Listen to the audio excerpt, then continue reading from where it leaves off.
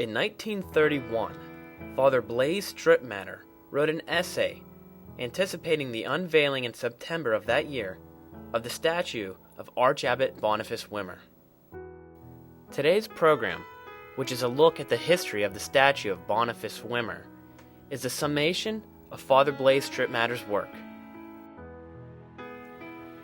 In June of 1929, Archabbey Aurelius traveled to Rome, joining Father Blaise Stripmatter and Father Anthony Stromovich, who had arrived nearly 3 years earlier. One day, during a conversation, Archabbey Aurelius expressed his desire to seek out a sculptor to have 2 statues made for the side altars of the Archabbey Basilica. Later, he also expressed interest in having a statue erected in front of the basilica to honor Boniface Wimmer.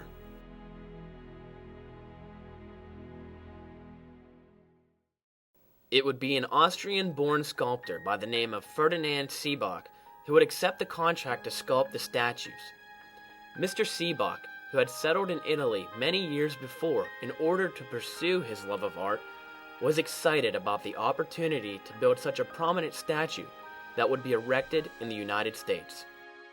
In order to learn the personality of Boniface Wimmer, Mr. Seebach diligently read about his life and carefully studied the one and only drawing he was given of Boniface Wimmer.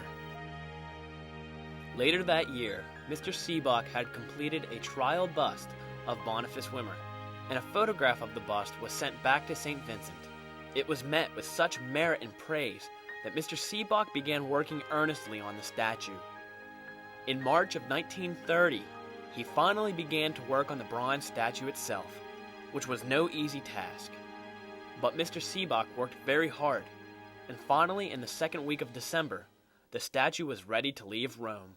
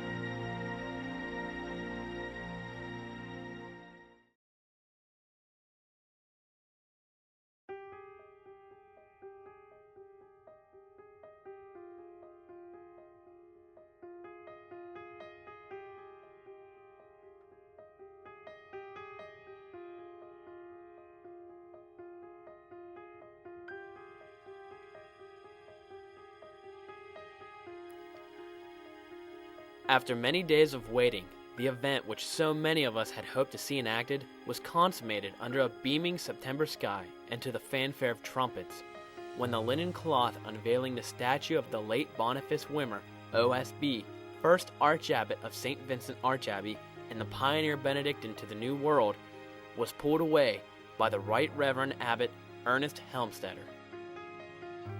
It was a day such as sticks long in the memory of those who witness history in the making, and to make the day more unforgettable, the Most Reverend Joseph Schrems, Bishop of Cleveland, delivered an address of outstanding merit, extolling the missionary, perhaps even mystic, spirit of the man who wrote his life on the hills of western Pennsylvania and reared a tribute to his leader, which for more than 80 years has stood as firm as the very rocks on which its foundations rest.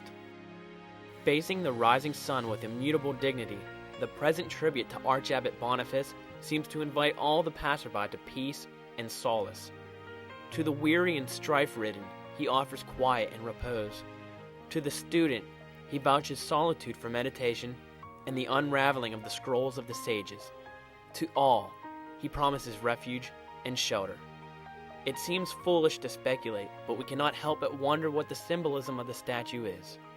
Does he, perhaps, bid farewell to the old world, or welcome the sun as the prophet of an era of prosperity and expansion for Saint Vincent? Or does he simply hold out his hand in welcome to those who are adrift on the seas of life, more a stranger than he was to America in 1846?